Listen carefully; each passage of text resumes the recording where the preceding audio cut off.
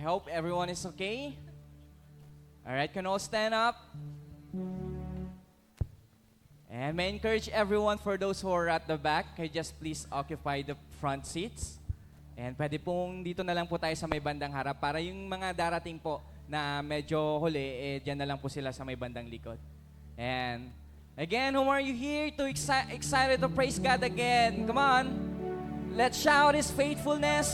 Let's shout and let's declare His goodness today, church. Alright, but before we start praising God, I would like to read these scriptures. It says in Psalms 100 verse 1 to 5 in Contemporary English Version. It says here, shout praises to the Lord, everyone on this earth. Be joyful. Sabihin mo dyan sa katabi mo ngayon, be joyful. And sing as you come in to worship the Lord. You know that the Lord is God. He created us and we belong to Him. We are His people, the sheep in His pasture. Be thankful and praise the Lord as you enter His temple. The Lord is good. His love and faithfulness last forever. Can you just pray, Lord, we just want to thank You for this morning, for Your faithfulness and goodness, Lord, in our lives. Lord, as we once again gather here today, we pray that You be in the middle of us. And as we sing this song to You, may You be pleased. May You be pleased, and Lord, let this song be a pleasing aroma to You, Jesus. Lord, we will not stop, Lord, singing praises, but we will always continue to praise You for what You have done for us today. In Jesus' mighty name we pray, amen. Come on, let's give the Lord a clap offering. Come on.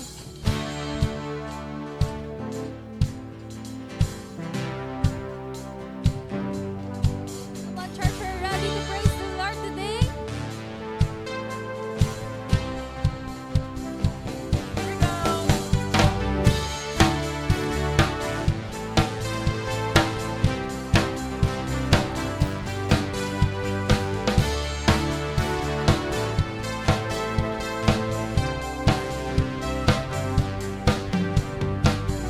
Waking up to Your glory, Your mercy falls like the sun still rises. Your grace is new every morning. To light the world with a hope inside us. I hear the sound of roaring anthem, burning with Your love. Let every voice sing, let every part of me speak of all You've done. I am alive. You have made this heart brand new. Hands to the sky, pouring out my love for You.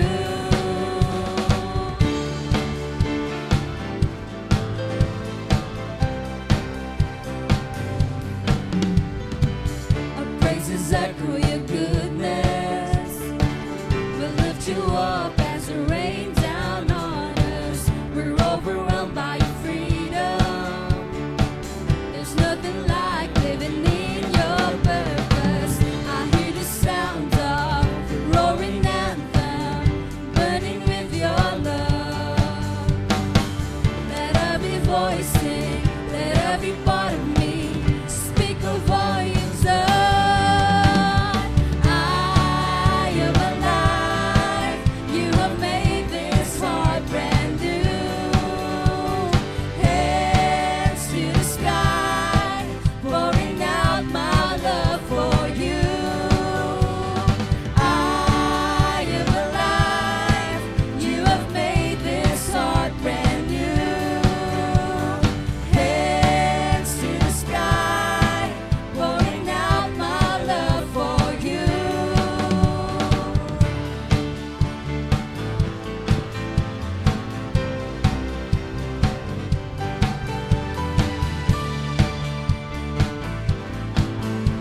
Come on, church, let's sing this. I'm alive 'cause You're alive. Forever I will shine Your light. I'm alive 'cause You're alive. You have opened up my eyes. I'm alive 'cause You're alive. Forever I will shine Your light. I'm alive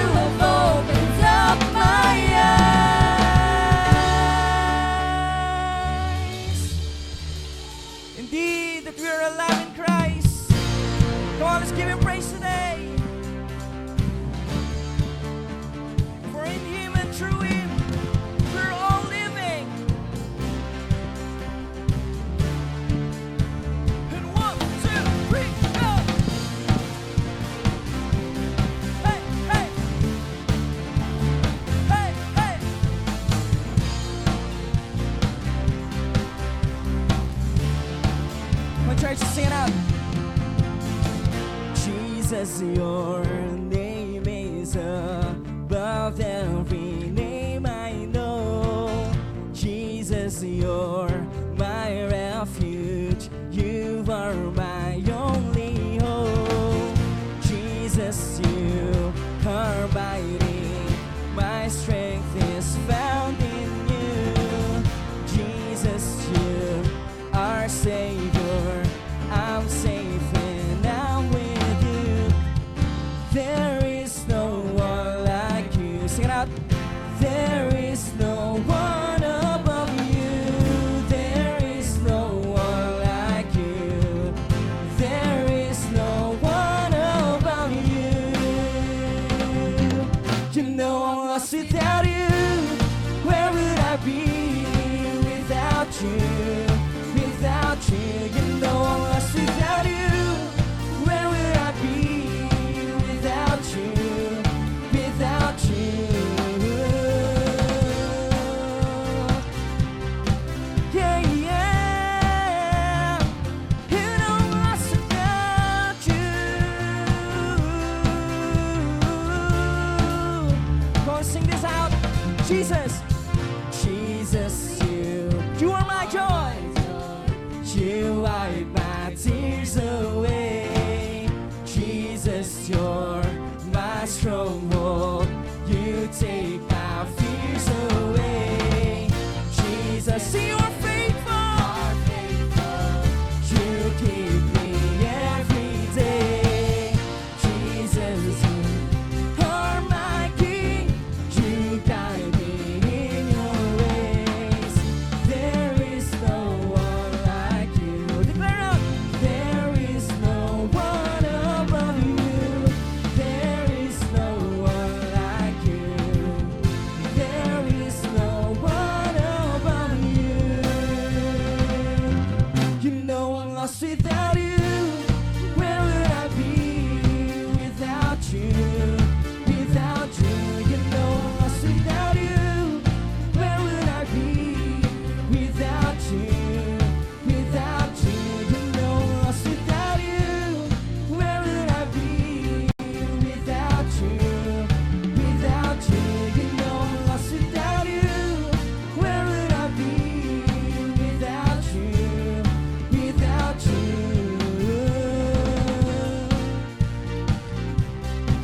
Oh Jesus, you know I'm lost without you.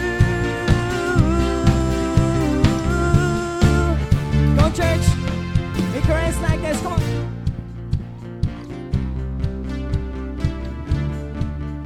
Could you shout the name of Jesus? Jesus, Jesus, Jesus. Say it once again, declare. Jesus, Jesus, Jesus. Once again. Jesus, Jesus. Come on, declare.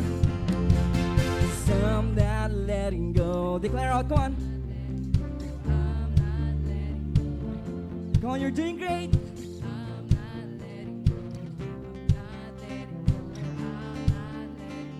Just lift up your voice, sing it out. Louder, louder. Come on and sing it out.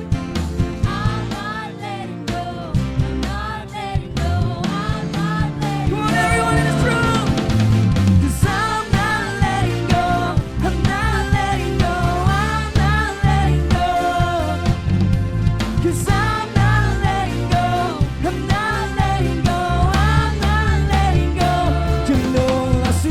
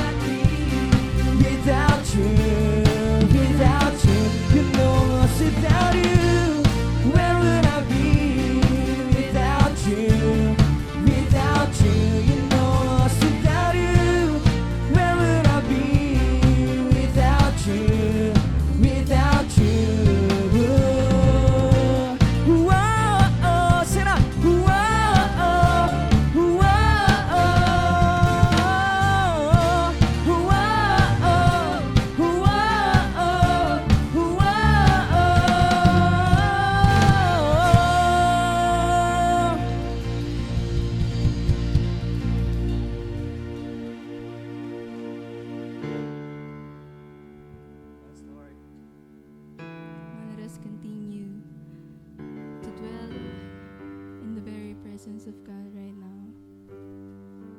God, we thank you for being so gracious, for having that compassion in us, God, and for loving us so dearly, God. And right now, we just want to acknowledge you, God, in our hearts. And we just want to declare your goodness right now. Worship the Lord in your own ways.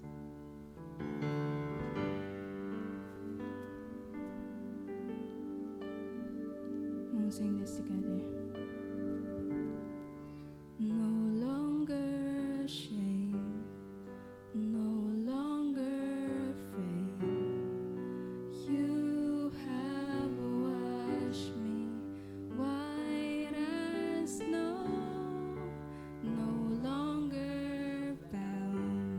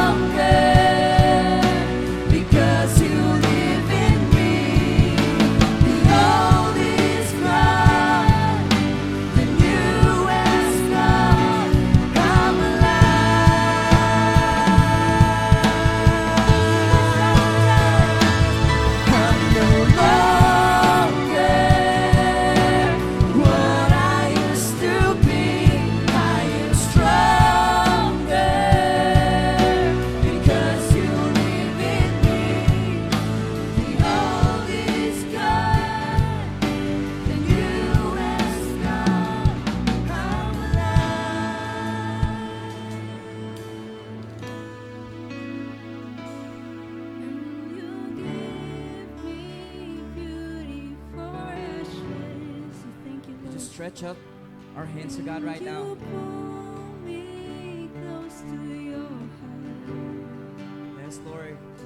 You have turned my mourning to dancing, and that's for you to love me, and that's who you are.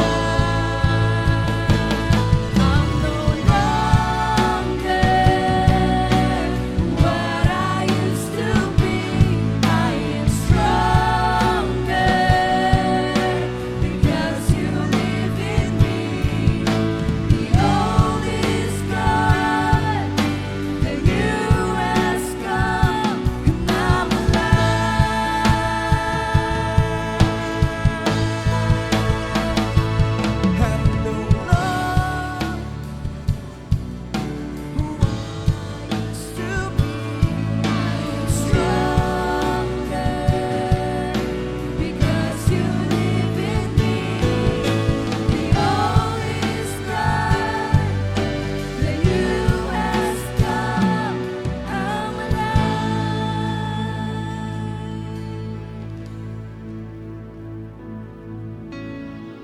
Alright, can we just give glory to God today? You know that there's beauty in those endings. There are beauties that are not good maybe in our emotions or even in our feelings, in our eyes. But you know what? That's why we are singing that song, Beauty for Ashes. Kasi merong nasunog. Kasi merong nawala. And right now, we just wanted to say, God, take in control to those things, God, that have lost in us. But through your perfect love, we can be redeemed and restored again. And just wanted to open up the tables now for our communion. We are doing this every month, once a month, for us to remember the goodness of God. And if you're that person you wanted, you have received Jesus as your Lord and Savior, you can now partake our communion. We are having this. If you don't have the elements, our ushers could distribute that to you. But may I just encourage you in Isaiah 6, verse 7 to 8. This is the very word of Isaiah. Because akala niya, parang feeling niya hindi siya worthy na kumuha ng, anything from God. Same as you and me maybe, there are times in our lives that we felt we are not worthy to go to God. But this verse is stated that He touched my lips with a burning coal and said, "This has touched your lips, and now your guilt is gone and your sins are forgiven." Maybe some of you needs to hear this, that your guilt has already been wiped out by God and your sins had been already forgiven by God. That is why you are worthy to raise your hands. That is why you are worthy. Every time you go to church, you know that you are children of God, that you are a child of God, that you are precious to Him. That even though sometimes it's so hard to raise your hand, or maybe kahit kumakanta na tayo, kung saan-saan pa rin pumupunta yung utak natin, hindi pa rin tayo nakakapag-concentrate. But you know what? When you're alone, when no one is encouraging you, when no preaching has been heard, still I pray and I believe that God will speak to you. Just as He is speaking to Isaiah. That even though this prophet felt that he is not worthy of everything God is doing into his life, still God assured him that his guilt is gone and his sins are already forgiven. And after that, in verse 8, it says there, "Then I heard the Lord say, Whom shall I send? Who will be our messenger?" And Isaiah answered, "I will go, send me." We're always saying, walang binago ang Panginoon na hindi gumalaw. Walang binago ang Panginoon na nanatili na lang kung ano yung meron siya. But every time God is calling and forgiving people, the natural response is to go. The natural response is to preach the gospel. Maybe it will not take quickly, but in due time, in this perfect time, we will always respond on this. God, I will go, send me, because I am forgiven, I am restored, and I am renewed. And as we have our communion today, may we all get this bread that signifies the body of Jesus Christ. That every time we have this communion, we will always remember that He has given up His 100% God just to be 100% man for us.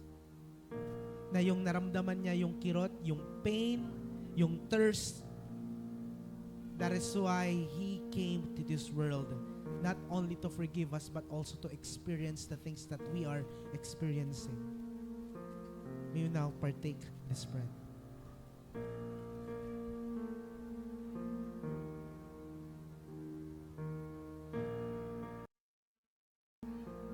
And may we also open this cup of drink that signifies the powerful blood of Jesus Christ. Through His blood, we are forgiven.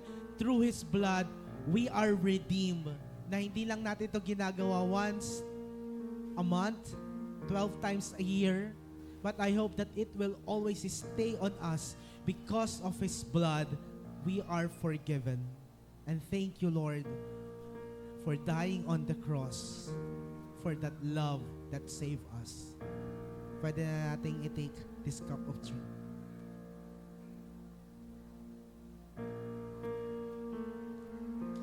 Let me just pray for you, Lord Jesus. Thank you for not only cleansing and touching our lips, but right now I am praying, God, that you will also touch hearts.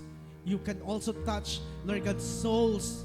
Lord God, Jesus, I know and I pray, God, that because of your great love, we are forgiven. So help us, Jesus, to carry the cross of our lives, to carry our commitment to you. Help us to carry, Lord God, our worship with you, our prayer with you. Help us, God, to carry that cross so everyone could see that you are God of everything.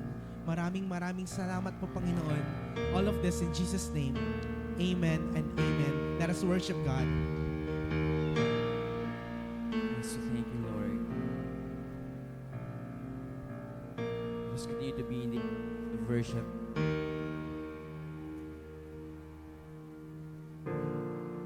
Yes, God.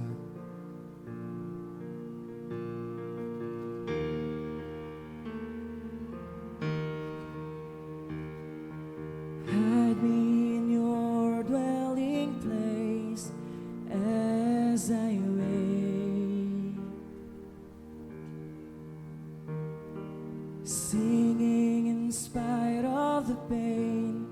Stand in your grace,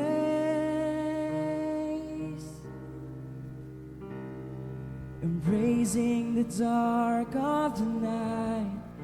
This fate is sure. The light of the morning will shine. I will endure. Oh, to live is Christ. I cling to the hope of the promise for all of my days. And to die is gain. With gladness I'll carry my cross. This life is yours, and your love is mine.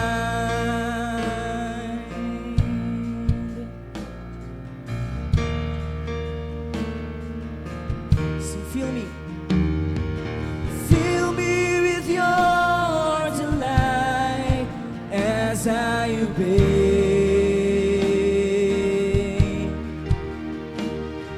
Let me see all of your glory, Lord, this I pray.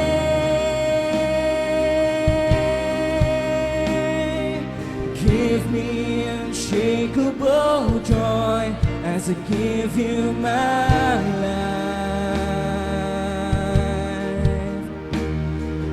Nothing can ever compare. You are my prize. Oh, to live is Christ. I cling to the hope of your promise for all of my days. And to die is gain. With gladness I'll carry my cross. This life is yours, and your love is mine.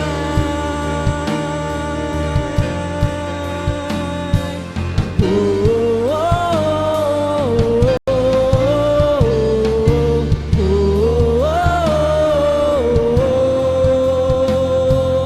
oh, I have decided, yes, I've decided to follow Jesus for all of my days. I have decided, yes, I've decided to follow Jesus for all of my days.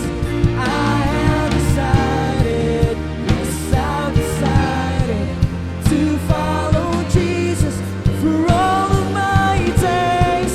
I have decided, yes, I've decided to follow Jesus for all of my days.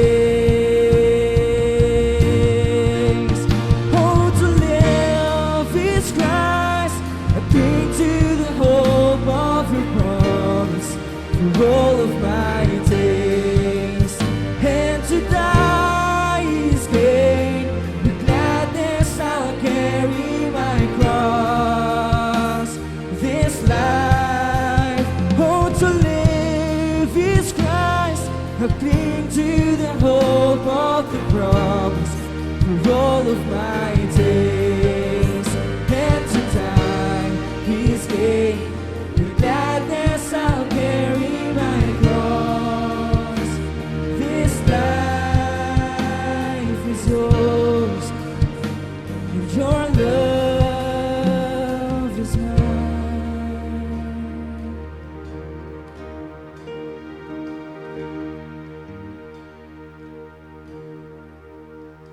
Oh, to live is Christ, I cling to the hope. Sing it out.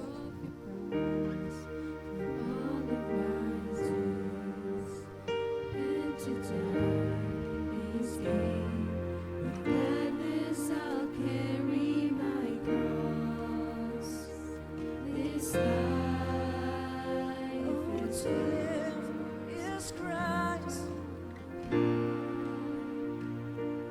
promise for all of my days. And to die is gain. Sing this life. This life is yours, and your love. Sing this life. This life is yours.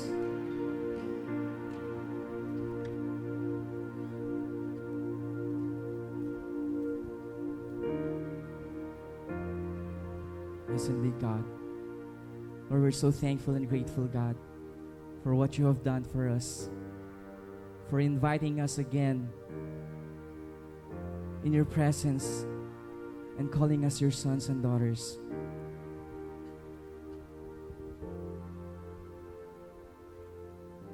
Church,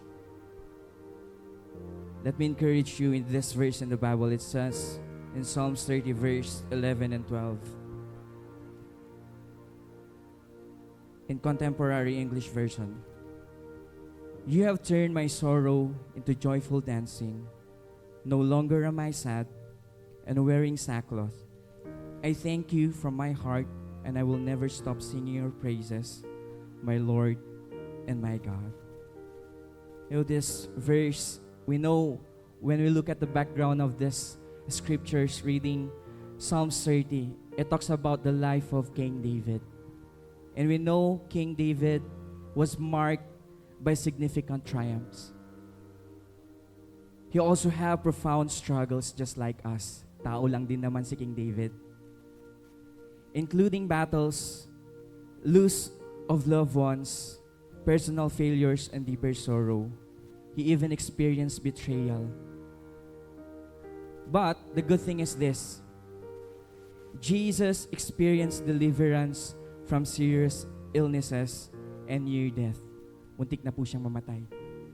But, as well as celebration of goods or God's restoration and favor, today, just as David experienced shift from mourning to joy, we too can also experience that kind of shifting, mourning into dancing, into joy. Amen? We too have all struggles, and this passage encourages us to trust that God can transform our pain into joy and sorrow to celebration. Amen? Okay, just bow down. Yes, Lord, we thank you. We thank you for this reminder, Jesus, that life is not easy. It's so challenging, God. But whatever it takes, we will choose to trust you, just like David.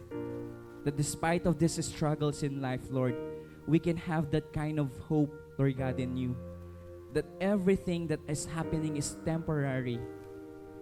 You hold our future, God. And right now, as we surrender everything to you, just like David, give us your peace. Give us your comfort. Give us your restoration, O God. Oh my, you're probably experiencing struggles or even sickness right now. You just raise your hands. Don't be ashamed. Yeah, God sees those hands. And we're just lifting up them to you. That I pray that they will experience your love, your healing, God. Just like the woman you said in the Bible, he was experiencing for 12 years, God.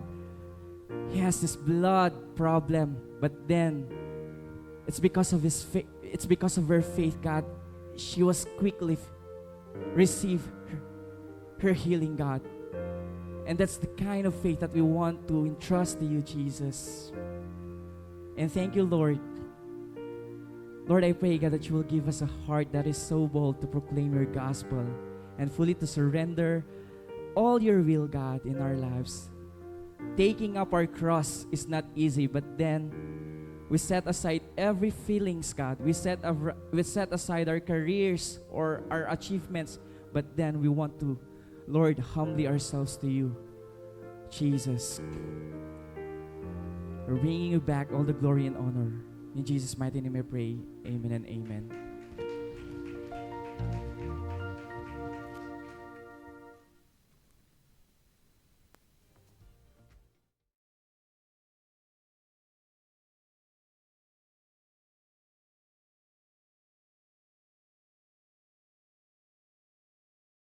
And if it's your first time and here, welcome you to Victory. We do two things here. We honor God and we make disciples. And I am here to announce with you some of the great things that God is doing in the church. So first po is our Building Beyond project. Update lang po.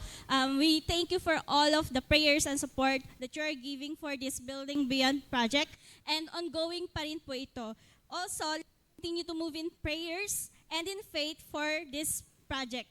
And if you have the heart to support our project, we have table at the back, and you some of the admins na meron tayo may assist you if you have inquiries and kung paano po tayo makakapag-help to support this Building Beyond project. Also, we have open events po for discipleship naman. First is Victory Weekend. Magkakaroon na po tayo ng another batch of Victory Weekend. First Victory Weekend itong year 2025. This coming March 15. And tentative pa rin po yung date. But you may already register po dito sa ating Victory Weekend. And this is open for all who are done with their one-to-one. So kung tapos ka na ng one-to-one, you may approach Bernard because siya po yung registration officer natin for this Victory Weekend. And for the registration fee, 300 po for the students and 400 naman po for non-students. And next is, we are opening also the registration for our Discipleship 2025 nagaganapin this coming March 29. Yun po, be excited for all of our Victory Group leaders, interns, and all finishers of Discipleship Journey class dahil magkakaroon tayo together with TU, Rosales, Tayug, Urdaneta, Manawag, and Mangaldan, magsasama po tayo together to celebrate this Discipleship 2025. So be excited. Again, sino po yung mga kasama dito? Open for all Victory Group leaders, interns, and finishers of Discipleship Journey class. You may also approach Bernard for more details. And next is, in line with our building project, we will be having a church art exhibit. So, pinamagatan po itong Obra Maestra or Obra Malaya Art Exhibition. So, mangyayari po yan this coming March 21 to 22. Friday and Saturday po yan, 1 to 7 o'clock in the evening. Meron po tayong registration or ticket na magiging available po yan next Sunday with the amount of 30 pesos only. And yung lahat po ng proceeds ng Obra Malaya Art Exhibition natin or art exhibit is mapupunta po yan lahat sa ating Building Beyond project. So, and also, we are still calling all artists na meron pong heart to collaborate with us, to share their talents. So lahat po ng mga artists of any medium and styles, including photographers and for all ages. Then, so even sa kids hanggang sa couples po, ito, open po ito para mag-join po kayo and collaborate with us to share your talents and gifts. And you may approach Isa, Kuya Chris, and Ate Jessie, our team leader for this exhibit. Sila po yung bahala na rin po na mag-instruct or mag-explain po sa inyo kung ano po yung pwedeng tulong ng mga artists na willing to help with this art exhibit.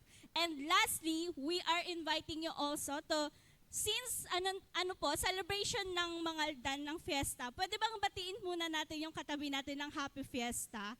So yun po, nag-start po na po ang celebration, and with that, we are inviting you all to celebrate with us sa gabi ng pasasalamat. At mamaya na po ito gaganapin, 6 o'clock sa may Mangaldan Plaza po sa auditorium, open auditorium. So yun po, together with our brethren from across walks of faith, we lift up in prayer our leaders and the sectors of community and declare the sovereignty of God, of course, to our community and to over our nation and province and our town, Mangaldan. Let us redeem the true spirit of fiesta that magnifies Jesus as the one who deserves our honor and praise. So, lahat po tayo sama-sama mamaya sa gabi ng pasasalamat to join us in praise and worship and prayer for our town, Mangaldan, and for all the government sectors and government leaders na meron tayo. That will be all. Enjoy the rest of our service.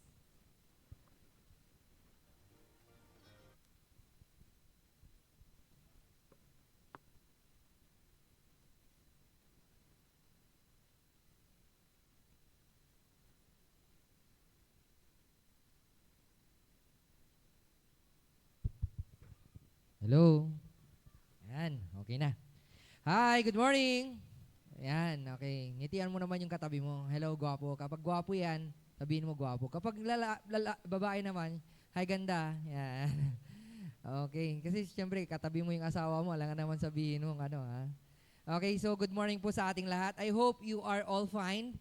Okay, sino ang very excited ngayon dito para makapagbigay tayo kay Lord? Amen. So lahat dapat excited. Okay, every time na ito darating yung kinsenas at saka katapusan, very excited din po kami ng mag-asawa no kasi pupunta kami sa isang lamesa, nilalatag po namin lahat ng mga expenses, mga babayarin. At syempre, unang-una diyan, tinatabi na po namin kaagad yung first fruit po namin. And that is our tithes and offering.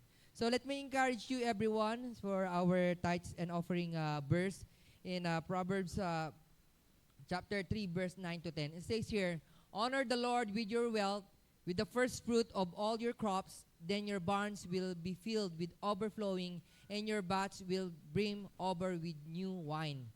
So this verse is very familiar to each one of us. Laging halos, naging na rin natin, kasama sa series din po natin yan. But this verse, okay, is very new and refreshing to each one of us. Kasi, di ba, sabi nga, the Word of God is new and fresh. So, may bagong take-away na naman ako dito sa word na to. Grabe. So be excited. The first point here is, number 1, prioritize God. God is saying that every time that we receive blessings, we receive our first pay, kailangan dapat inuuna natin si Lord. First priority natin si Lord. Kaya nga, kaming mag-asawa, excited kami kapag payday na. Bukod sa gusto naming lumabas at makapag-date kami, okay? Nasi-separate na kaagad yung si Lord para kay Lord. And siyempre, mauna lagi si Lord. And number 2, trust in God's provision. Okay, that is the promise of the Lord that if we give our first fruit to the Lord, He will bless us. Yun ang sinabi niya eh. Kaya dapat panghawakan po natin that God will gonna give our needs. And hindi lang ibibigay niya yung needs natin, but He will give it abundantly. Amen? So maniwala po tayo dyan kasi si God, hindi niya pwedeng gawin yung anak niya na kawawa. Okay, sino ba ang tatay dito o kaya parents na gusto niyong kaawa-awa yung anak niya? Hindi, lalong-lalo na ang ating Ama sa langit. Na every time that meron tayong pangangailangan, God will gonna give it. And God will gonna give it abundantly. Amen? And number 3, okay, cultivate a generous heart. Every time that we are preparing our tithes and offering, preparing our first fruit, okay, hinahanda ni Lord na yung heart natin ay maging generous. Okay? And our heart will always be filled with joy and gratitude every time na tayo po ay nagbibigay kay Lord. And God will gonna sustain our generosity. Kasi kapag once na generous ka, okay, si Lord ang bahala na magbe-bless sa'yo. Si Lord ang bahala na kapag may may prayer ka, okay, alam niyo yung needs na po-provide. Okay, that is our basic need. But once na nag-pray ka kay Lord, Lord, gusto ko pa ng ganito, Lord. Okay, na-sustain yung needs namin. Maraming salamat, Lord. Pero Lord, gusto ko ng ganito. Okay, God will gonna honor that, your heart. Because sabi nga ni Lord, if you put me first, okay, I will give you the desire of your heart. Amen? So, can we pray? As we give our tithes and offering. Lord, thank you, Lord, for this opportunity that you have given unto us, Lord. And thank you, Lord God, that you are indeed preparing our hearts, that we are going to become generous, we are going to trust you always, and we are always prioritize you, Lord God. Maraming salamat, Lord God. We glorify you and we honor you. In Jesus' name we pray. Amen. Nakalimutan ko yung takeaway. This is the takeaway. Trust in God's provision by prioritizing Him in our financial commitment, promising that He will abundantly provide for our needs. Amen? So as we give, okay, may tatlong paraan po tayo para makapagbigay. Una, okay, we have our tithes and offering box there. Okay, malaya po tayong magbigay ng tithes and offering natin. Kapag hindi pa tapos yung pagsusulat po natin, mamaya pwede nating ibigay. Okay, mayroon din pong iikot mamaya para sa offering basket po natin. And we are praying this, okay, your prayer requests every Thursday and Friday. Okay, we have also our second way is to give, okay, through our GCash account. Okay, na-encounter ka na ito. Okay, ginawa ko na rin yan ilang beses. Okay, kailangan i-upload yan. Okay, kaya dapat naka-screenshot po yan. Hindi yan parang in-screenshot mo ng ganyan tapos lalabas na yung GCash. Hindi. Okay, i-upload pa pala yan. And next is we have our BPI account, Metrobank account through online giving.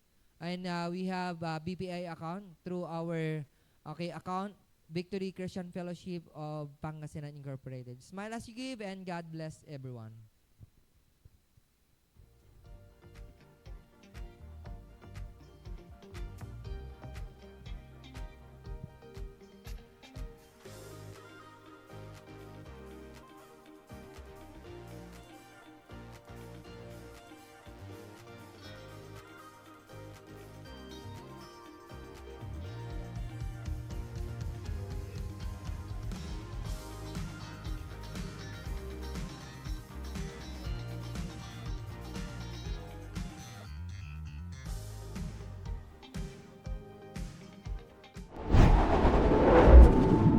blood, sweat, tears.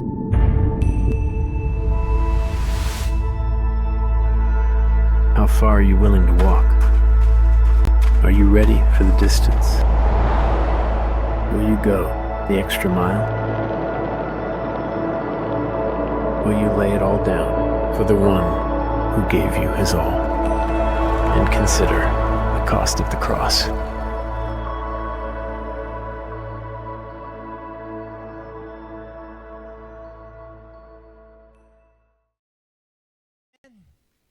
Okay, batiin mo ulit yung katabi mo. Sabi mo sa kanya, Happy Fiesta! Yan. Fiesta po tayo ha. Mamaya, 6 o'clock or 6:30. Okay. And hopefully, mag-start tayo 7. Hopefully, 6:30, you go there. Marami pong paraffle doon. Uulan po ng bigas. Sino dito gusto ng bigas? Okay. Ang daming bigas, okay? All the way from NFA? No, just kidding. Okay. Basta marami pong maganda po yung mangyayari sa plaza. We encourage everyone to please attend kasi this is part of our, should we say, contribution in the body of Christ. We're going to pray together.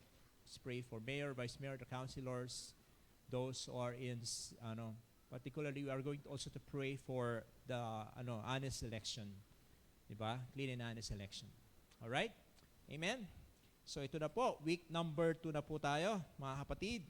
Ang title ng aking mensahe ay Forsaking All Competing Priorities. Sino di competitor ka? Taas ang kamay.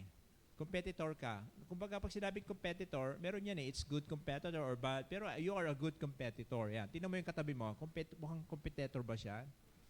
Okay. Alam nyo, may tanong po ako sa inyo ha. Ano yung 3 bagay na imposible mong gawin na kayang gawin ng iba? Ito si Winston Churchill. Ito yung isa sa nabi niya na hindi niya kaya ang ginagawa ni Spider-Man. Kilala niyo ba to? Spider-Man? Ayun, nako. Spider-Man. Di ba? Sino dito kaya niyang umakyat na nakatalikod? Hindi niya kaya raw gawin yon. Pangalawa, hindi niyo kayang i-kiss yung girl leaning away from me, sabi niya. And then ito yung ayaw na ayaw niya mangyari. Sabi ni Winston Churchill, speak to a group on a subject about which they know more than I do, sabi niya. So, o nga naman, nakakahiya naman, ikaw yung teacher tapos mas magaling pa yung estudyante mo. Okay, ako naman, gusto niyo malaman kung ano yung mga 3 bagay? Ito, hindi ko kayang gawin. Pero si Dito Lapid, kayang gawin niya. Tinan mo, ayan o. Kaya niyang paputukin yung 2 kalaban, gagamitan niya ng kutsilyo. O, patay. O. Ang tawag dyan ay only in the Philippines. Ayan, ha? Okay. Alright. Kaya, si Senador talaga, no? So, ito pa yung hindi ko kayang gawin. Ito, ayan, no? Kumain ng apoy. Sino dito magaling kumain ng apoy? Meron ba dito?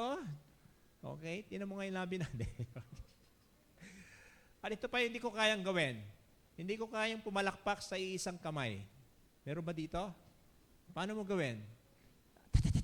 Gano'n, di ba? Ang bilis naman ng So, may mga bagay na limitado tayo, hindi na tayong gawin. Ganon din sa salvation natin. Hindi natin kayang iligtas ang sarili natin. Sabi mo sa katabi mo, hindi mo kayang iligtas ang sarili mo. Kahit marami kang resources, kahit mayaman ka na ngayon, kahit sobra-sobrang yaman mo, dahil limitado ka, kapatid. Alam niyo tayong mga Kristiyano, we are prompt to make decisions out of our own limited resources, limited energy. Diba? Parang ako, tumatanda na ako. Sino dito 50 years old and above? Meron na po dito? Oh, parang kami ni wife ko. Kung dati-rate sa swimming pool, diba, kahit ilang beses, pwede akong ganon, diba? Alam mo yung, okay? Ang tawag doon? Backflip. Flip akong ganon. One time, ginawa ko sa Sri Lanka kasi may swimming pool doon. Grabe, tumulog yung likod ko. Sabi niya, oh, so, umahon po ako sa swimming pool, nakaganyan. Aray ko po, sakit. Sumunod nun, di ko na ginawa. Hanggang ngayon, ayaw ko nang gawin. So, ganyan talaga, tumatanda na tayo, di ba? So, alam nyo, it reminds me of what Jesus said in the book of Mark, chapter 10, wherein Jesus was questioned or confronted by a rich young man with a very, very serious question. Okay? And then, sinagot po niya yon hanggang sa dumating tayo sa Mark chapter 10, verse 28 to 31. Ito po yung pag-aaralan natin ngayon. Okay? Pwede ho ba tayong tumayo ngayon? Basahin po natin ng scripture. Sabi po dyan, Peter began to say to him, sabi niya kay Jesus, "See, we have left everything and followed you." Jesus said, "Truly I say to you, there is no one who has left house or brothers or sisters or mother or father or children or lands for my sake and for the gospel, who will not receive 100-fold now in this time, houses and brothers and sisters and mothers and children and lands, with persecution, and in the age to come, eternal life. But many who are first will be last, and the last first." Let us pray. Lord Jesus, it is you, God, who once said, "Whoever wants to save his life will lose it. But whoever loses his life for you will find it." Let these words now, God, penetrate in our hearts. Let these words, God, give us a very good promise of eternity. Ang buhay po namin dito sa mundong to, Lord, are temporary. But your word is eternal. As the scripture says, Lord, that heaven and earth will pass away, but your word will never pass away. And as we study week number 2, forsaking all competing priorities, may this message, Lord, transform us forever. In Jesus' name we pray. Amen. Amen. Pwede na po tayong umupo, mga kapatid. Yung binasa po natin kanina, that was probably the last verses in Mark chapter 10, na kung saan sinabi ni Peter, diba, ibinigay na namin na sa iyo lahat. Lord, finorsake na namin yung aming pangingisda, yung aming boat, yung tatay, yung nanay, okay, lahat ng pamilya, ibinigay namin sa iyo. We left everything to follow you. Bakit kaya sinabi ni Peter yan? Kasi may reason. May pinanggagalingan po yan. Ano po yung context niyan? Okay? Yung context po nga, yung rich young man lumapit kay Jesus, mayaman, actually, rich young ruler. Sabi pa nga sa ibang scripture. May position po siya. Pero honestly, okay, kung titinan natin, mamaya pag-aaralan natin, bakit nga ba talaga sinabi ni Peter yon? Diba? Sino dito, to be honest? Okay? Nung ikaw ay naging Christian, naramdaman mo na para bang mas mahal mo si Jesus kaysa sa nanay mo, taas ang kamay. Okay? Mas mahal mo si Jesus kaysa sa mga kapatid mo, earthly, brothers and sisters. Come on, taas ang kamay. Mas mahal mo si Jesus kaysa sa mga anak mo ngayon, okay? Kung may anak ka na. Okay? Kasi very, very sensitive po itong pag-uusapan natin. Something to do with family. And we know exactly that we Filipinos, di ba, masyado tayong close sa family. Sa sobrang close, kahit nag-asawa na, doon pa tumitira sa iba, di ba? Sobrang close nga eh. At nagkapo na nga, tumitira pa rin doon. Ayaw umalis talaga, no? So, ganun po tayo. Pero ano ba ang sinasabi ng Biblia pagdating sa family, pagdating sa lordship, pagdating sa counting the cost of the cross, lalong-lalo na kapag ang pinag-usapan yung mga loved ones natin. Okay, halos parehas ito ng Lazarus and the rich man. Naalala niyo po ba yan? Di ba? Ito po yung istorya ni Jesus na dalawang tao sabay pinanganak at sabay ding namatay. O, imagine mo, meron ba kayong ganung kilalang tao, sabay pinanganak, sabay... Hindi po sila kambal, ano? It's just that they are different person, mayaman at saka yung mahirap, si Lazarus. And then suddenly, nung namatay sila, saan napunta si Lazarus? Sa paradise. Kasama niya si Abraham. Saan napunta yung rich man? Sa impyerno. Okay? Though walang chance yung rich man para tanungin si God ng ganitong tanong. Tulad ng tinanong ng isa. Sabi niya, what should I do to inherit eternal life? Diba? Natanong niyo na ba yan kay God? Diba? Natanong niyo na ba kay God, Lord, paano ba ako maligtas? Paano ba ako magmamana ng kaligtasan? Minamana ba talaga yung kaligtasan na to? Diba? Sino dito may mana? Ay, wag na. Ayoko nang tanungin kasi baka makidnap kayo mamaya eh. ikaw na lang magtanong sa katabi mo. Sabihin mo sa katabi mo, may mana ka ba ngayon? Okay. Okay, malaki ba ang minana mo? Alam nyo, the word inherit somehow, kung titinan po natin, bakit kaya tinanong ng rich man na to? It means that ang gusto niyo mangyari, at the end of his life, his fabulous, extravagant lifestyle, before he died in an old, good age, he wanted that his fortune is to be with God in heaven. Di ba?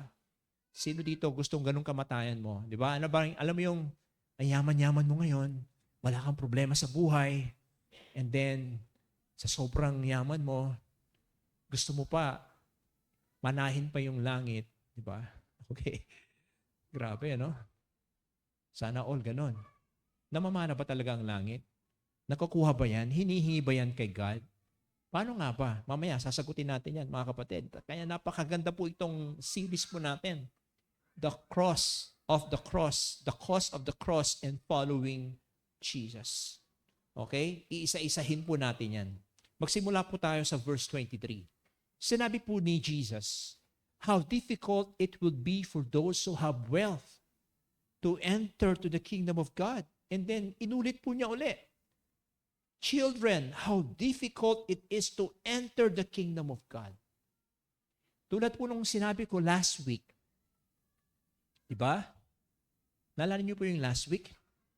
Anong command ni God? If you really want to be my disciple, you must enter this narrow gate alone with difficulty and without extra baggage. Yun po yung natutunan natin last week. This time naman, nabanggit ulit ni Jesus, difficult to enter to the kingdom of God. Ako po nagtataka, no? Of all kinds of people in the Bible, why Jesus choose to speak with the rich, young, ruler, okay? At athletic po siya. Runner po siya. Napansin niyo po? He ran, okay? Sabi niya, he never broke the law. According to him, he is really a law-abiding citizen. In other words, he is the one who have all the resources, all the energy, kasi bata pa siya, all the given time, all the blessing, and all the favor. Halos nasa kanya na lahat. Compared to those on the crowd who are poor, old, ordinary people, not a good runner, sinners. And some of them probably felt that they are cursed because they don't obey the law. Diba? Kung kukumparahin natin, sobrang kabaliktaran, di ba? Iyon na nga. Ano sabi dito? Di ba? A man ran up and kneeled before him and asked, sabi niya, good teacher, what must I do to inherit eternal life? He was asking Jesus kung paano mamanahin ang buhay na walang hanggan. Di ba? Kung titingnan natin, ano sa tingin niyo ang sagot ni Jesus? Alam mo, sinagot ni Jesus, hindi ganito eh. Gusto mo talagang mamana. Gusto mo talagang magkaroon ka niyan. Okay. Tumingin ka sa akin. Tingin. Yun ba sinabi sa Biblia? Tingin ka sa akin. Eyeball to eyeball. Tingin ka sa akin. Maniwala ka sa akin. Ganun ba ang sinabi? Hindi. Hindi ganun ang sinabi ni Jesus. You put your faith in me. Okay? You trust me. I'm gonna save you. Yun ba yung sinabi ni Jesus? In fact, ito yung sinabi ni Jesus. Ano sabi niya? Why do you call me good? No one is good except God alone. Ano sinabi ni Jesus? Ni-refer niya sa law. Ang sagot niya, okay, binigyan siya ng, Jesus gave him the law. Ano yung mga law na yan? It's about the 10 Commandments. Okay? Ni-refer ni Jesus sa young man na ito na sobrang yaman. Ang sagot niya, hindi yung put your faith in me, kundi, naalala mo ba yung mga law? You know the commandments. Do not murder. Do not commit adultery. Do not steal. Do not bear false witness. Do not defraud. Okay? Honor your father and your mother. Okay? Ano niyo po ang sagot ng ng young man na to? Ito po yung sagot niya. Teacher, all this I have kept from my youth. Wow, sana all. Posible kaya? Posible kayang perfecto na tong taong to. Okay? Posible kaya na may namuhay na isang tao na mayaman, na bata, na athletic, na perpekto ang buhay? Tingin ko hindi. Wala pong ganun. Okay? Kung perpekto ka na, bakit ka pa pumunta kay Jesus? Okay? Alam niyo po, yung Ten Commandments, nahati po yan sa dalawa. Okay? Yung commandment number 1 to commandment number 4, I think, okay, or number 3, refers to your relationship with God. The rest of the commandments refers to your relationship to other people. How will you treat them? Okay, kaya nga do not murder, do not commit adultery, do not give false testimony. Pero yung 1, 2, or 3, kay God yan. Do not make an idol. Okay? Or obey the Sabbath law. Something like that. Okay? Do not use the name of God in vain. Something like that. So, itong taong ito, he failed to understand that the law had not only to do with the behavior, but the very attitude of his heart. Ito po yung pinupunto ng Sermon on the Mount. Okay? Kung sinasabi niya na, I have kept all these things since my youth. Alam mo, hindi lang po siya sinungaling. He was also a violator of the law. Okay? He's a violator of the law. And then, nung nakita ni Lord, yung sagot niya, mabuti na lang hindi nagalit si Jesus. Mabuti na lang, ito yung response ni Jesus. Jesus looking at him and loved him. Okay? And said to him, in the other version, Jesus looked at him and loved him. Sabi niya, if you want to be perfect, sabi niya, pero we are using ESV version. Sabi niya, well, you lack one thing. Sabi niya, ano yun? Go, sell all that you have, and give to the poor, and you will have treasure in heaven, and come, follow me. Hindi niya sinabing, ibenta mo na lahat ang ararian mo, i-convert into cash, i-liquidate mo na lahat yung mga property mo, and then magkita na lang tayo sa langit. Hindi ganoon ang sinabi ni Jesus. Pag na-liquidate mo lahat ng property mo, halika, sama ka sa akin. You follow me, okay? Wow.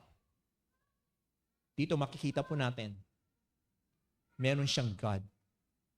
Sinong God niya? Meron siyang idol. His idol was property, money, possession. He was a blasphemer of God. And the worst is, his very God is himself. It was himself. Okay, this is what I know right here. If you want anything more than salvation, if you want anything more than eternal life, if you want anything more than Christ, if you want anything more than God, you lose everything. You lose everything. Okay? Mawawalan ka na lahat yan. So anong response? Ano po ang response ng rich young man? Disheartened by the saying, he went away, what? Sorrowful, for he had a great what? Possessions. Last week, sabi ko kumanta siya, di ba? Ano yung kanta niya last week? Turn around every 180 degrees. Nag-turn around siya. He went away sad. He was trying to say to Jesus, Jesus, I don't want to submit to you. I love my property. I love my cash. I love my money more than you. That's why he was so sad. He exchanged his eternity for time. It's a very bad, sad story. He wanted eternal life, but he wanted as an addition, not as a complete substitution for everything else in life. Parang ang tingin niya sa eternal life na ibibigay ni Jesus, pandagdag lang siya sa meron siya. Ang di niya alam, yung eternal life na yon, yun yung kapalit ng lahat ng ari-arian niya. Kayo ba? Ano ba ang tingin niyo sa pagiging Kristiyano? Ano ba tingin niyo? Ay, aatin ako ng church kasi feeling ko pag aatin ako ng church talagang blessed na blessed ako sa kagagwapo ako kasi ang daming gwapo sa Victory. Ang gaganda ng ano, di ba? Ganun ba ang tingin natin? Gusto ko umatin ng Victory kasi Parang gusto kong ma-bless eh. Di ba? Alam mo yon? Para bang aating ka ng church kasi may benepisyo na makukuha ka. Okay? But you really didn't follow Jesus. Sana hindi po ganon. Okay? Tulad nga po ng sinabi ko po sa inyo, this series will really hurt us. Okay? But the good thing is, the truth hurt. Amen? But it will set you free. Amen? It will set you free from any thoughts of hindi naman talaga para kay Lord. Hello? In verse 23 to 24, and Jesus looked around, so Lord tumingin, and said to his disciples, ito na po yun, how difficult it will be for those who have dwelt into the kingdom of God. And the disciples were amazed at his words, but Jesus said to them again, children, how difficult it is to enter the kingdom of God. Tingnan mo yung katabi mo. Look at the person next to you. Mukha ba siyang rich? Mukha ba siyang rich? Sa tingin mo, mahihirapan ba siyang makapunta sa langit? Pastor, ikaw naman, binibiro mo naman kami. Iba naman yung kwento ni Jesus sa rich young man. Ako, wala talaga ako kasi wala naman talaga akong wealth. Okay? So, wala akong i-give up. Talaga ha? Mamaya, makikita natin. Wala ka pa talagang i-give up yan sa lagay na yan. Diba? O mamaya, makikita natin yan. Iniunti-unti po natin. Okay? But to answer the question, why is it so hard for rich people to enter the kingdom of God? Because rich people live with a sense of false security. Their security is their wealth. What achievement that they have. Okay? Sabi nga, money talks. Hello? Hello?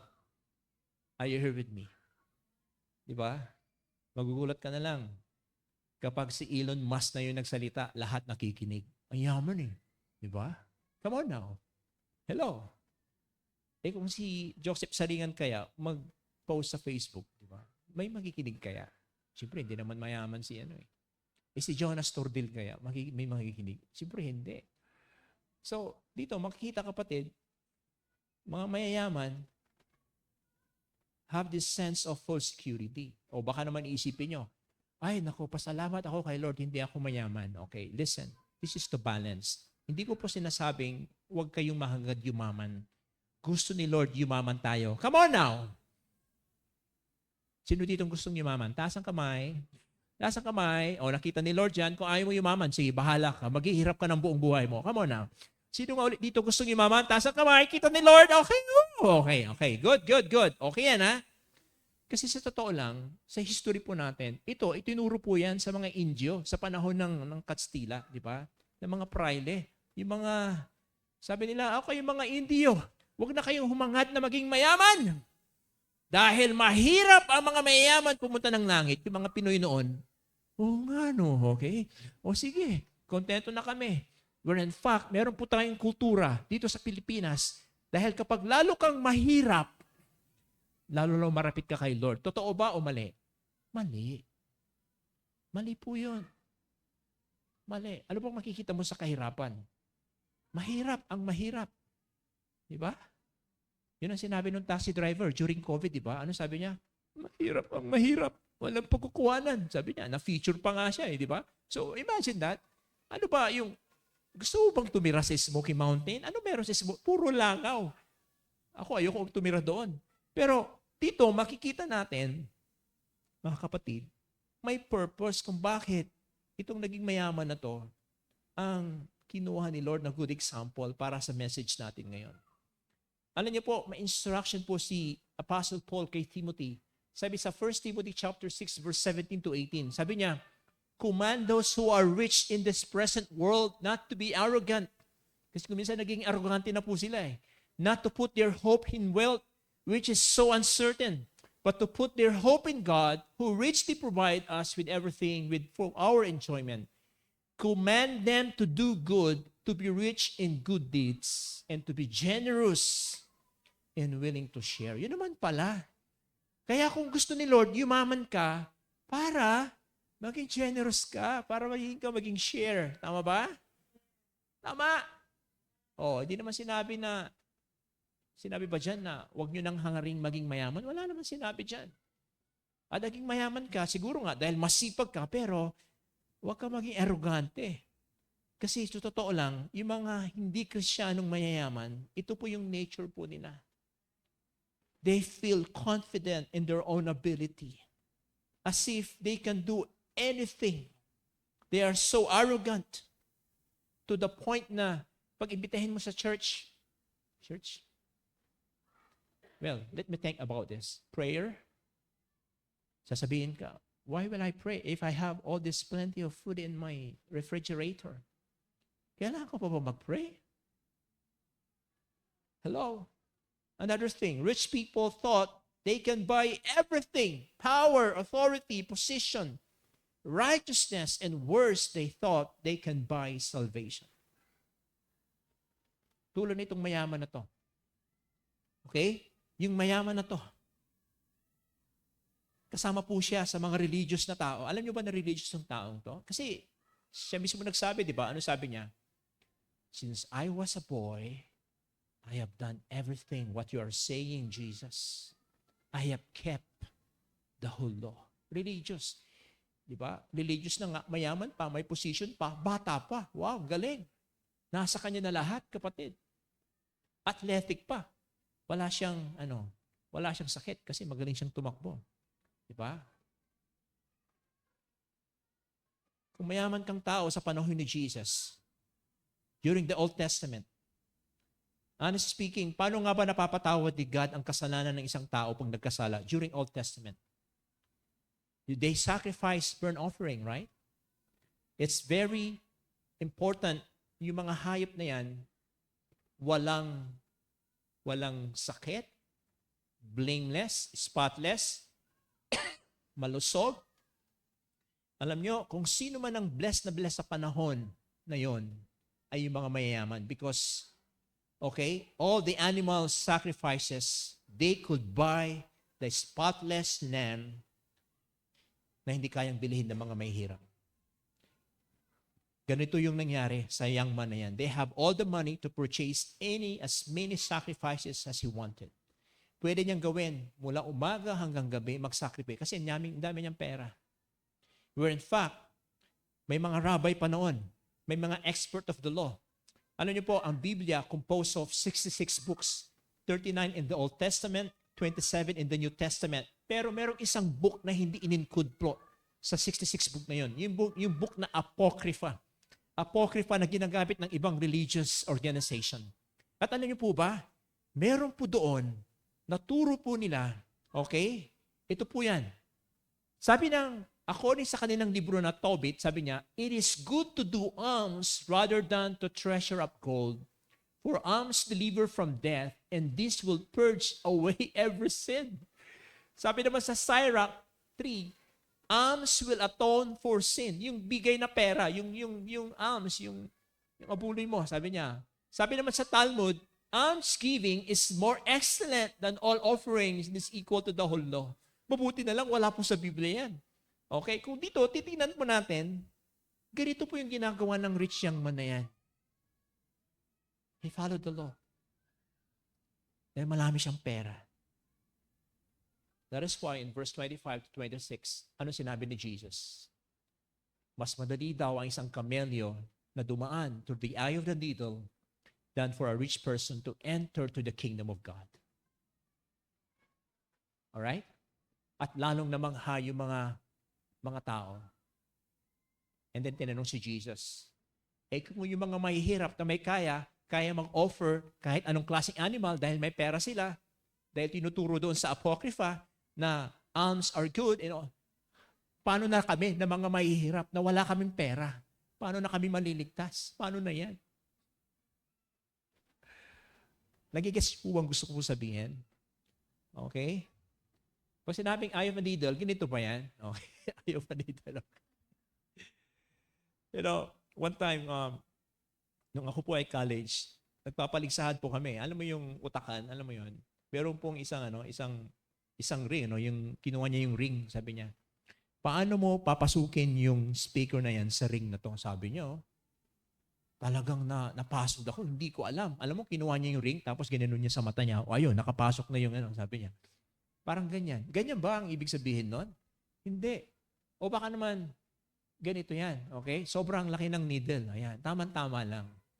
Okay? You know what? Many Bible scholars believe that Jesus was referring to a small gate in Jerusalem. Ito po yan.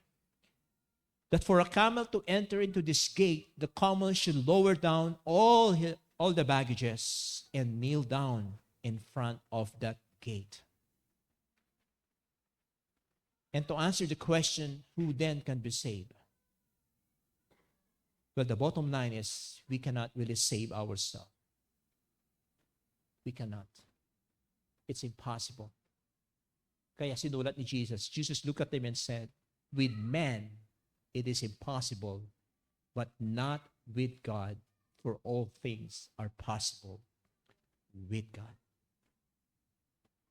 In other words, ang kaligtasan po natin, hindi po natin gawa. Gawa ni God yan. Amen. Hello. It is interesting that those two statements, ano yung statement na yan? With man, it is impossible, but not with God. The second statement, for all things are possible with God. Ito po yung, something to do with the virgin birth of Christ, which is a divine miracle from above. And the other thing, when Jesus talked to Nicodemus, when Nicodemus says, how to be saved and all those things, ano sabi ni Jesus? He must be born again. It is a regeneration of a sinner. This is also a divine miracle from above. In other words, only God can work the work of regeneration. It is a divine miracle, and it is possible with God. Siya lang ang makakagawa nun. Nagigets ho ba natin? Kaya sa susunod, huwag po nating isipin na kaya ko iligtas ang sarili ko. Wala pong ganon. Si Lord lang po. Okay, let's go further. Sabi sa verse 28, ito na po yung binasa natin kanina. Nung narinig ni Peter at yung mga disciples na hindi talaga kayang isave nitong mayaman nito kahit mayaman na siya, ang kaligtasan niya. Anong sabi ni Peter? Lord, see, we have left everything and followed you.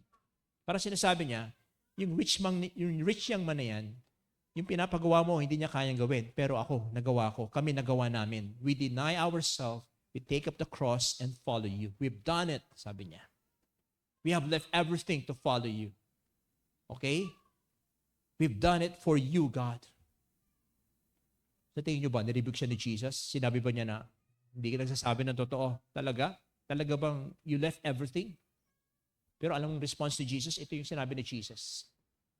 Jesus said, truly I say to you, there is no one who has left house, brother, sister, mother, father, children, or lands for my sake and for the gospel, who will not receive 100 now in this time. Houses, brothers, sisters, mother, children, and lands with persecution, and in the age to come, eternal life. Kaninang umaga, okay, in-example ko po si Mark. Kilala niyo ba si Mark Johnson? Nandito pa ba siya? Wala na siya, no? When he was still a student, he was being persecuted by Daddy Solomon. Okay? And one time, he was so excited about his encounter to Jesus kasi nag-aral po siya sa PSU Lingayen. Nung umuwi po siya, excited po siya. Sabi niya, Daddy, may sasabihin po ako sa inyo. Ano yun? Born again na po ako. Tinanggap ko na si Jesus sa puso ko. Alam mo, sabi ng daddy niya, tunda ka. Sabi niya, tapos sinuntok niya. Sinuntok, okay? Sinuntok ni Daddy Sol yung anak niya si Mark. Kasi nyo, isang suntok lang ba? Hindi. Maraming suntok. And every time, sabi ni Mark, every time na sinusuntok siya ni Daddy Solomon, alam mo sinasabi ni Mark, God loves you, Daddy. God loves you, Daddy. Okay? And then, you know what? Daddy Solomon and his wife come to know the Lord. Come on now, palapakan natin si Lord. Hello, ito po exact illustration po niyan. In other words, kapag ginibap mo raw po yung mga magulang mo, yung mga kapatid mo, nanay mo, tatay mo, mga anak mo, o kaya yung mga ari-arian mo, ibabalik ni Lord yan 100-fold. Okay?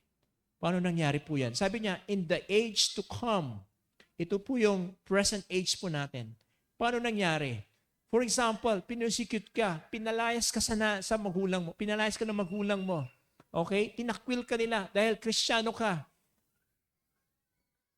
Naniniwala ka na kay Kristo. Tinakwil, tinanggalan ka ng allowance, hindi ka na pinag-aral. Ano na mangyari sa buhay mo? Okay? Sabi po dyan, in the age to come, eternal life.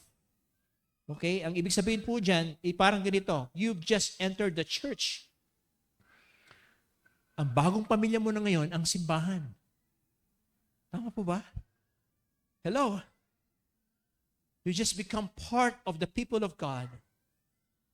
Yung tatay mo na hindi kanya naintindihan, pinalitan ni Lord ng maraming tatay sa simbahan na magmamahal sa iyo.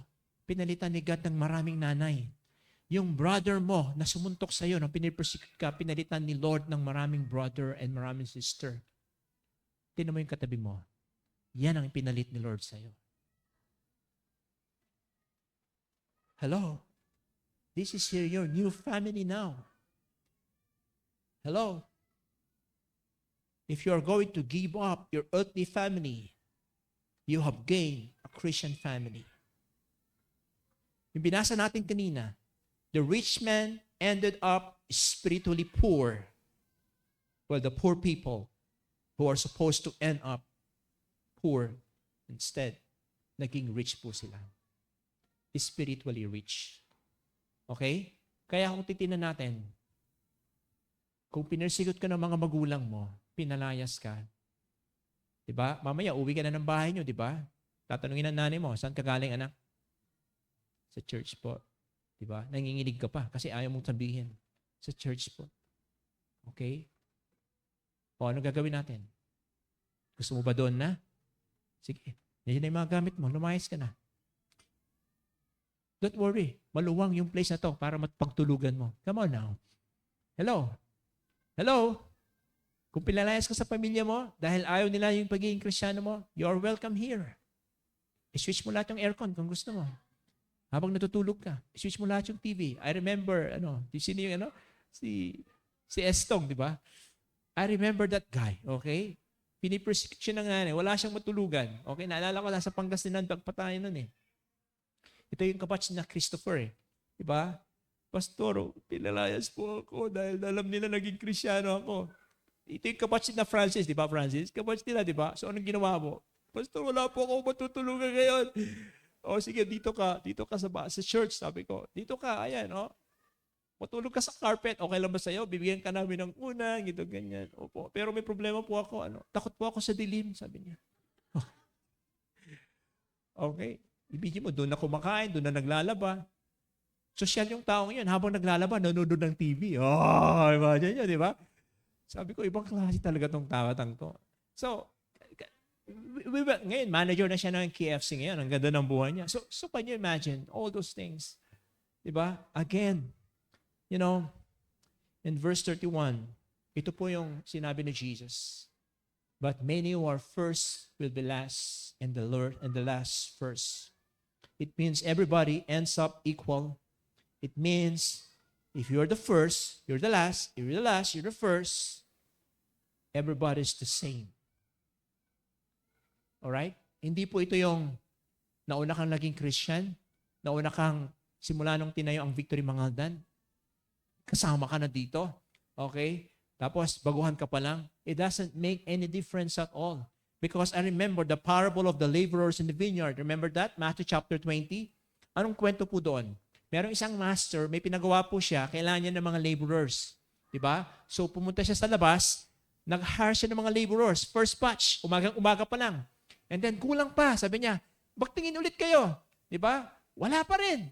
Diba? Ibig sabihin, kulang pa yung mga laborers. Second batch. Tapos nakita niya, may first batch, may second batch. Kulang pa rin ang trabahador. Pumunta pa sila. Tapos may malaki, sabi sa Bible, yung master, may nakita siyang mga nakatambay, di ba? Nakatambay. Di ba? Anong ginagawa niyo dyan? Ba't ayaw niyo, gusto niyo bang magkaroon ng trabaho? Kasi wala po nag-hire sa amin. Sabi niya, ali kayo, punta kayo dito, mag-hire kayo. So, naka-third, naka-fourth, naka-fifth batch. And then, pagdating ng alas 5, sweldo time. Okay? Alam niyo yung sweldo nila? Pare-parehas. Nagalit yung unang batch. Sandali lang, unfair to. Nagtrabaho kami ng una. Bakit parehas na yung sweldo namin? Ito, isang oras lang to eh. Samantalang kami, 8 hours eh. Yun po ibig sabihin nun. Sa pagiging Kristiyano, wala pong unahan. Tama po ba?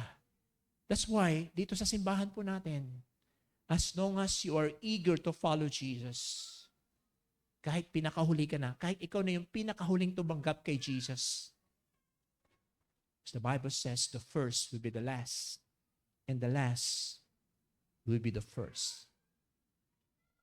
Amen? Summary. Forsaking all competing priorities. Your self-righteousness, which is temporary, your possessions, kasama po yan, yung mga priorities na dapat mo i-give up. Pangatlo, yung pamilya mo. I-give up mo lahat yan. Yung pagiging self-righteous mo na tao.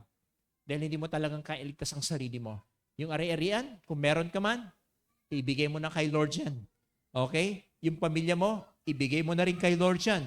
In return of your obedience, when you count the cost of the cross, ito naman ang balik niyan. God will give you eternal security. You will have purpose in life.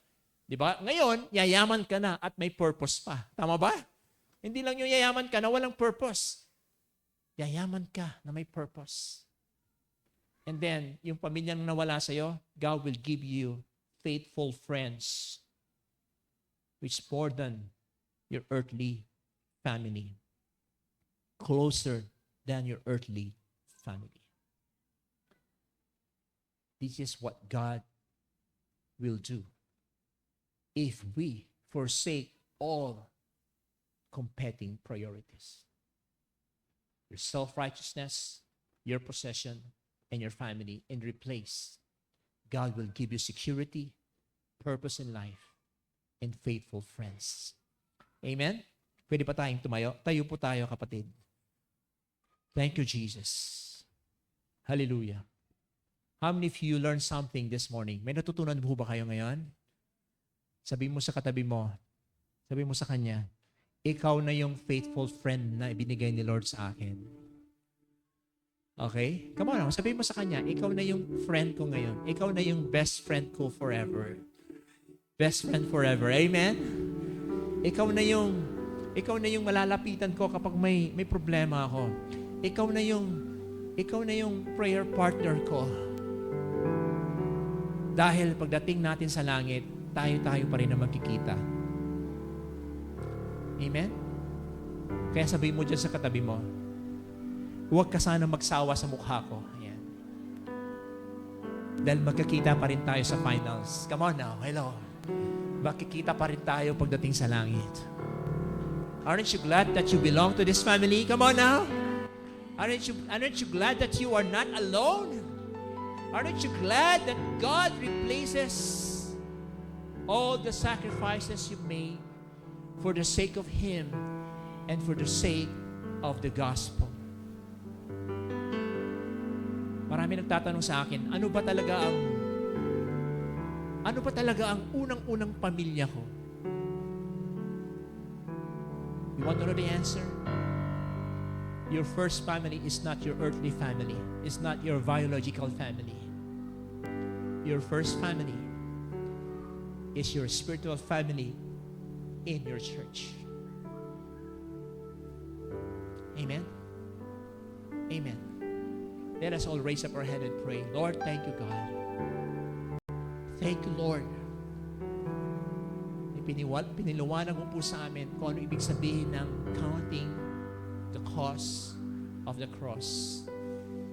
Right now, we're willing to forsake all competing priorities. Maybe some of you here, you have been persecuted by your parents. Maybe some of you here, tinanggal ka sa group chat nyo kasi nalaman nila Kristiyano ka. Maybe some of you here, tiniwalag ka sa samahan ninyo. Let me tell you this, God will give it back everything to you right now. God will give it back to you 100-fold. Maybe some of you here, if it is not your family, some of you probably, you gave up something very precious to you. Dahil, sabi ni Lord, i-give up mo na yan para sa kingdom ko. Ibenta mo na yan. Maybe you experienced that. Or maybe some of you, diba? A few months ago, sinakripisyo mo yung milk tea mo para lang maibigay para sa building project natin. Sinakripisyo mo yung savings mo. Sinakripisyo mo lahat, halos lahat. Don't worry. God will replace that. Because He promised, those who forsake family, those who forsake lands, those who forsake property, God will give it 100-fold. And in the age to come, He will give us eternal life. Amen. Look at me right now. You can put your hands down right now. If you think our life here is permanent, no. This is just but temporary. I remember, before I end, I remember when we are still negotiating to this building, I plainly tell to the owner these words. To tell you honestly, your building is just a building. Jesus didn't die for your building. He died for the lost souls of people. Your building is but temporary. Gagamitin lang po ni Lord yan. Sabi ko talaga, dun sa may-ari. Sabi ko sa kanya, thank you if you let us rent your place so that more people will come to know, to the knowledge of Jesus. Thank you na naging kasampakapat kayo. But to tell you honestly, what really matters are the souls of people. Hello. This building, this is just but temporary, amen. Those chairs, this is but temporary. What really matters are the people who will attend, who will come to know the Lord, who will you will invite. Pag yung mga taong imbitahin mo dito.